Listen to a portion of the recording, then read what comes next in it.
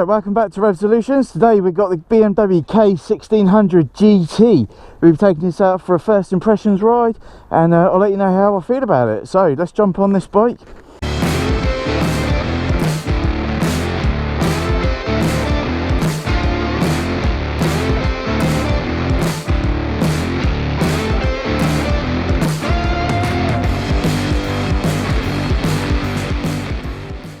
And let's take it out, give it a good ride. Quite, you can feel that engine. That windscreen, electric windscreen, resets back into its preset position where you left off. So I had this up nice and high when I started off, and first thing straight away, it's just really smooth. It's almost like just riding on air. However, you do notice that this is a heavy motorcycle. I think it's 330 kilograms, which is not a light bike, but it handles that weight really well. Now it's got 160 brake horsepower and I believe 175 newton meters of torque, so you're going to have no issue at all pulling away from anything on this machine. The wind protection that it gives you is spot on. Visibility is good as well. You're up nice and tall. You've got good long visibility down the road.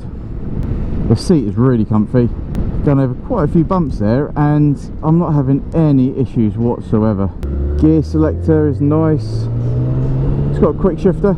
Turning in, yeah, nice and effortless. Again, it's BMW's effortless ride which just makes them so attractive to people. Yeah, you got the high price tags, but let's face it, if you want the ultimate riding experience, get a BMW. Now I thought I'd give this a go around town. We're in Alton at the moment. Let's see what it's like as an everyday riding bike before we jump on the big roads.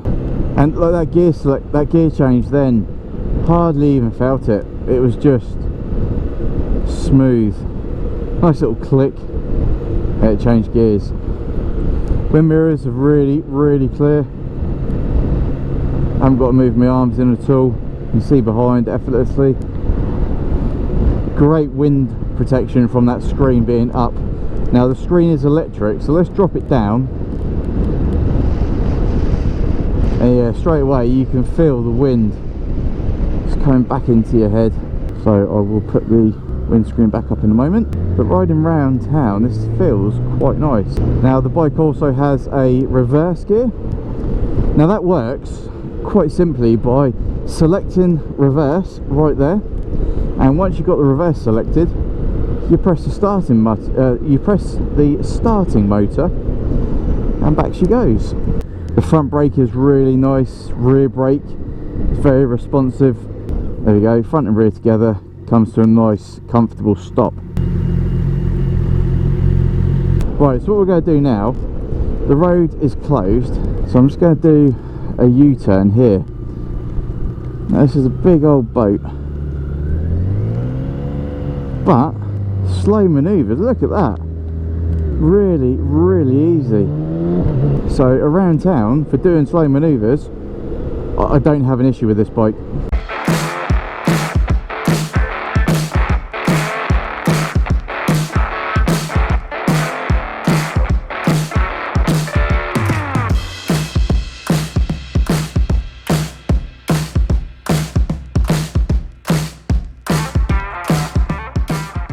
When you look down at the display, you got your speedo on the near side. You've also got your digital speedo in the centre of the display, which again is a really crisp, clear display. You got your rev counter on the offside, so when you do look down to see what's going on, it is really easy. Obviously, you've got a radio on this bike as well. I personally wouldn't probably ever ride with the radio on because you're not really going to hear it. Pulling away is nice and easy. What we're trying to do is get up to a little bit faster speeds, and we'll see how this bike handles at speed. I can only imagine, like the GT Sport that I've ridden, check out that video. It's going to handle phenomenally at speed. Just moving around, it's just a light bike. Obviously it has central locking for the panniers, which that never gets old. That is just that's brilliant. Like, it's awesome. You got your mode button, we've got road. Right, so let's just take the bike up to speed on the cruise control. There we go, all via the cruise control button. Nice and easy. Change up gear a little bit. Third gear, roll on. Beautiful. Really, really nice. Effortless ride. The seating position is really nice. It's not uncomfortable in the slightest whatsoever. It's just really, really good. Now I think this bike starts at around about £19,000, which is a hell of a lot for a motorcycle. That said, when you've got the likes of its competition like the R1250 RT, again, check out my video for that one. That's a lot cheaper starting price. I think it's just over 15,000, and that bike comes with a massive 10.25 inch TFT display, which gives you so much information about the bike. This doesn't.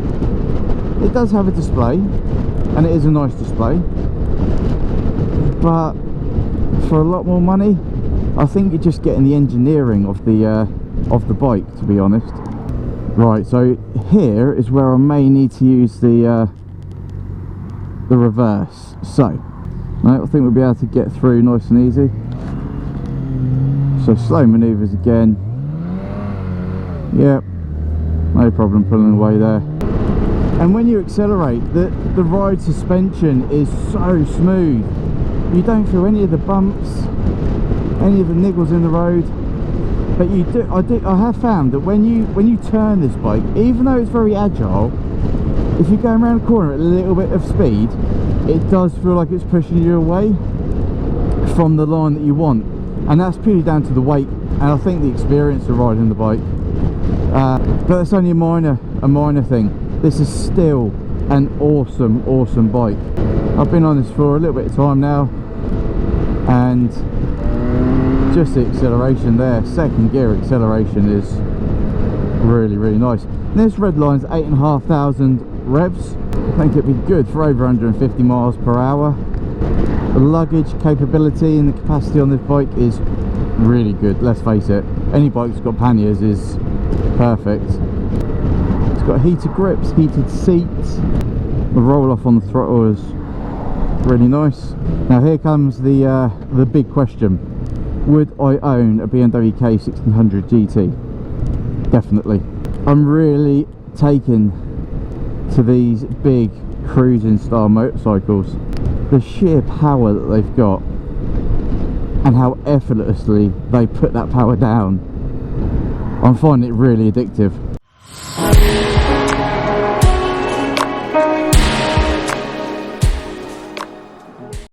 And this bike also has hill assist, which is unbelievable. There we go, hill assist on. Really nice little feature there, because it is a heavy bike, and as a heavy bike you're going to want the assistance of that brake when you're on a hill, because it does make a difference. What have we got here? We've got the electric windscreen, we've got the menu button, and that goes through. We've got dynamic road, you've got the suspension set up for one person luggage and 2 persons, which is again really good that the actual bike can do that. You got your trip, your heated grips, and just pulling away on this thing is so unbelievably smooth. Now when I've come to a stop and I've got one foot on the actual footrest, my other foot is flat-footed. But like I was saying, I don't know if I can justify the price tag. The build quality all day long, the build quality is just perfect. And I think it's absolutely crazy that you got speakers on this bike. It's just one of those little things which you think, when am I going to use it? Although that said, you could probably use it when you're actually parking the bike up somewhere If you go to bike meets, if you go camping, you could use it then. But I think in this day and age, when you've got a mobile phone, are you really going to use your motorbike speakers? Probably not. See, the cruise control on this bike is a good feature to have for long distance rides.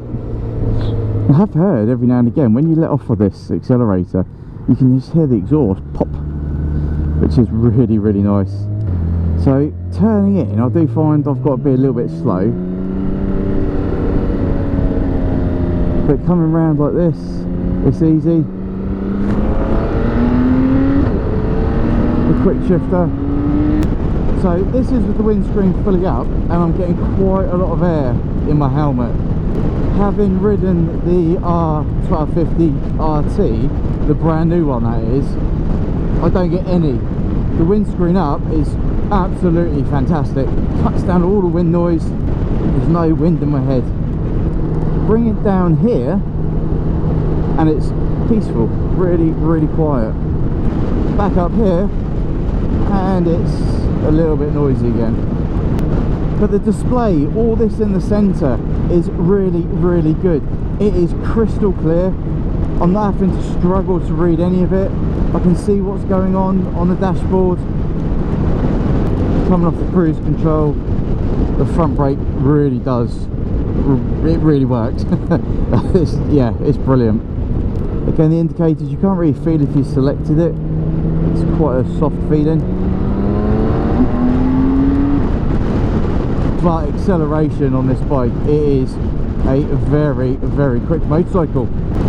So who would I say this bike is best suited for? I'd probably say it's best suited for the person who wants to take on the roads, munch miles in comfort. But why would I pick this over the R1250 RT? That is a very, very good question.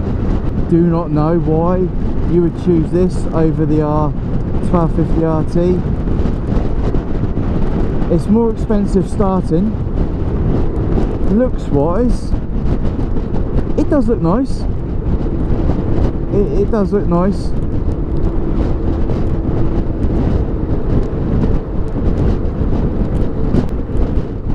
But I genuinely don't know why I would buy this over the RT. I think given the choices, I would probably take the RT all day long. Okay, so let's give it a go on the reverse. So I'll select R, so that's in reverse now, and I hold the ignition start, and she goes back. That is so cool. Such a cool little feature for this bike, which is extremely heavy. So let's put the side stand down. The side stand is quite difficult to get to, it's quite far back, but once it's down it's not too bad. I'll pop it in gear to stop it from moving forward too much, and then you've got your start, turn the ignition off. So this is a really, really nice motorcycle.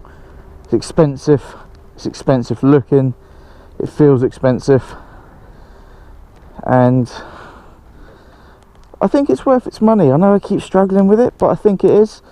Let's turn the lights on, just show you what it looks like. So as you can see, it's got some nice bright halo lights, and there we go, BBC Radio 2 on the radio. Separate box down here so you can put something. It's got a nice waterproof gasket, and also another one on this side. This has also got a charging point, as you can see there, USB for your phone. You got your panniers there. So walking around it, it's really, really nice looking motorcycle. Lovely K1600 GT just there, coming down, beautiful discs. Got a nice BMW engine there. It's not a boxer engine on this one. Obviously with the panniers. You press this button here, this pops up, and then it releases the pannier, which is another nice little feature. Lock that, push that down, job done. Got a nice twin exit exhaust at the back of the motorcycle, nice bright LED system for the rear tail lights, nice rear seat for the pillion.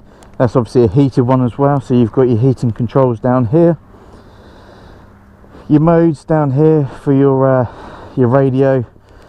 Now the one thing I'm trying to do is get the spotlights on, so let's is it this one? I think it was that one. Yeah, so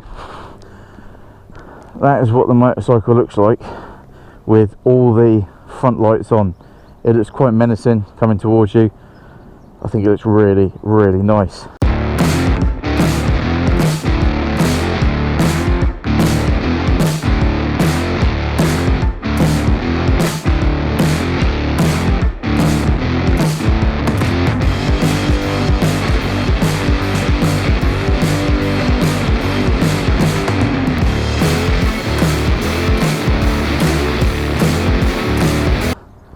BMW's done well. Let's put the indicators on as well.